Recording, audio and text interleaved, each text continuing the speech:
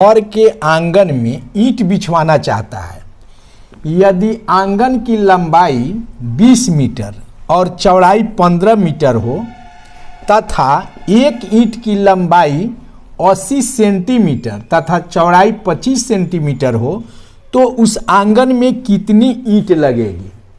इस क्वेश्चन को सोल्व करना है तो इसमें ध्यान देंगे हम कि आंगन की लंबाई और चौड़ाई मीटर में दिया गया है और ईंट की लंबाई तथा चौड़ाई सेंटीमीटर में दिया गया है, तो दोनों को एक ही इकाई में कर देंगे।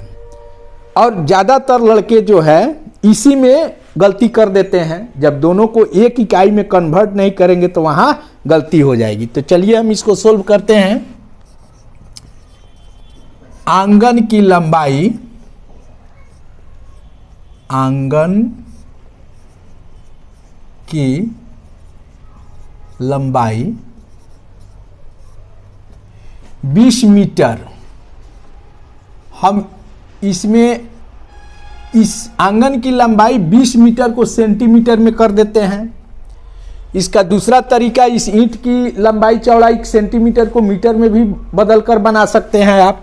तो आंगन की लंबाई 20 मीटर को सेंटीमीटर में बदलेंगे तो चूंकि 1 मीटर इक्वल 100 सेंटीमीटर, तो 20 मीटर इक्वल कितना हो जाएगा 20 गुना 100, यानी यह हो जाएगा 2000 सेंटीमीटर।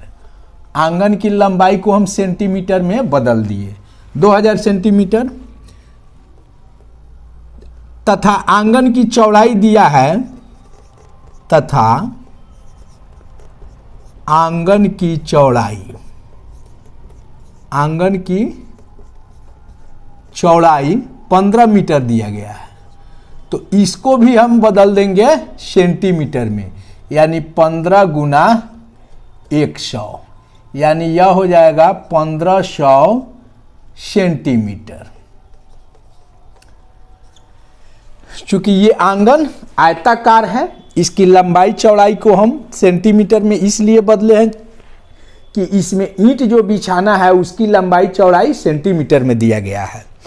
तो इस आंगन का क्षेत्रफल निकाल लेते हैं। आयताकार है तो हम लोग क्या जानते हैं कि आयत का क्षेत्रफल बराबर लंबाई गुना चौड़ाई, तो आंगन का क्षेत्रफल हो जाएगा, आंगन का क्षेत्रफल लंबाई गुना चौड़ाई, तो लंबाई है 2000 सेंटीमीटर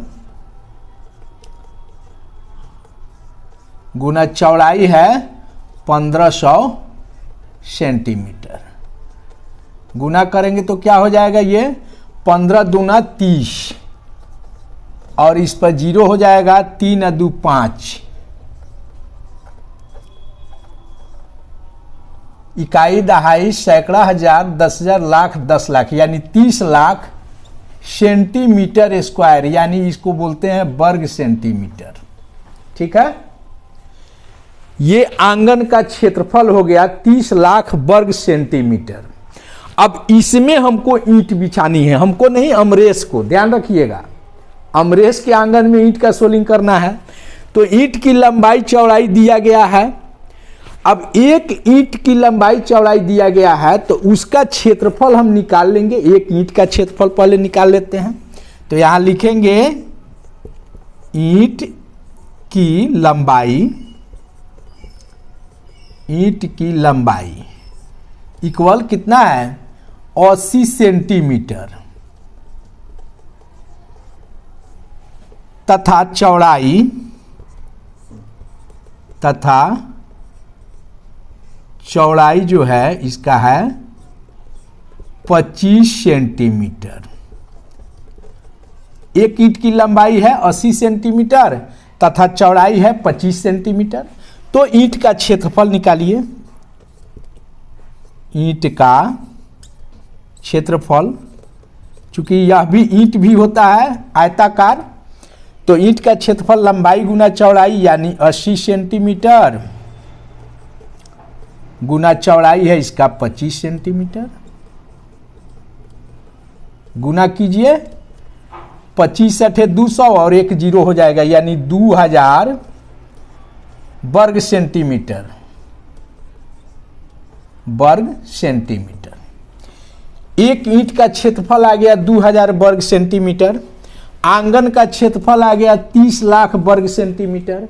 अब कितनी ईंट लगेगी आंगन में, तो ईंट की संख्या जो हो जाएगा, ईंट की संख्या इक्वल आंगन का क्षेत्रफल में, आंगन के क्षेत्रफल में एक ईंट के क्षेत्रफल से हम भाग दे देंगे तो हमको ईंट की संख्या प्राप्त हो जाएगी।